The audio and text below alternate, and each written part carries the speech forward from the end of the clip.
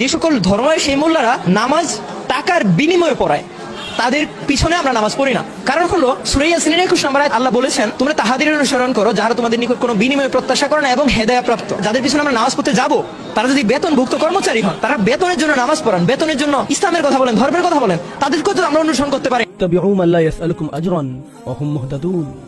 তাদের অনুসরণ করো যারা তোমাদের কাছে কোনো বিনিময় প্রত্যাশা করে না। এটাই সরল অনুবাদ। অনুসরণ করো যে তোমাদের কাছে কোনো বিনিময় চায় না। ওয়া হুম মুহতাদুন, আর তারা সরল পথে অঙ্গীকারবদ্ধ। মুসলিমরা কোরআনের যে ধারণাগুলোকে ভুল বুঝেছে এটি তারই। কোরআন বলেছে যে তারা কোনো বিনিময় প্রত্যাশা করেনি। ভাই, আপনার প্রোগ্রামের জন্য কেন ফি নির্ধারণ করেছেন?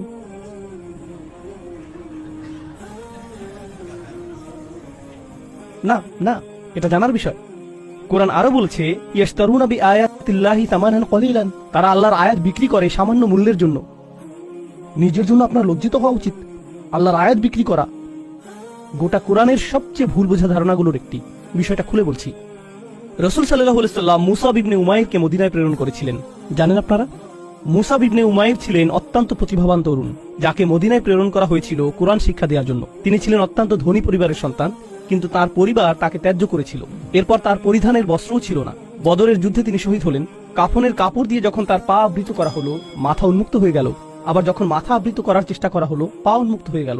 রাসূল সাল্লাল্লাহু আলাইহি ওয়াসাল্লাম তাকে মদিনায় প্রেরণ করলেন কি শিক্ষা দেওয়ার জন্য? কোরআন। সকালের নাস্তার জন্য তিনি কি খাবেন? সূরা বাকারা। দুপুরে কি খাবেন? রাতে কি খাবেন? রাসূল সাল্লাল্লাহু আলাইহি ওয়াসাল্লাম তার জন্য বেতনের ব্যবস্থা করেছিলেন, যাতে তিনি তার কাজ করতে পারেন। কোরআন শিক্ষাদানের জন্য তাকে অর্থ প্রদান করা হয়েছিল। তারা আল্লাহর আয়াতকে বিক্রি করে, এই কথার অর্থ কি জানেন? এর মানে কি? এর মানে হলো আয়াতগুলোর নির্দিষ্ট অর্থ রয়েছে, কিন্তু মানুষ তা শুনতে চায় না। তো আপনি অর্থ পরিবর্তন করে দিলেন, আর মানুষ যা শুনতে চায় আপনি তাই বললেন, যার ফলে তারা আপনার প্রতি রাগান্বিত হবে না।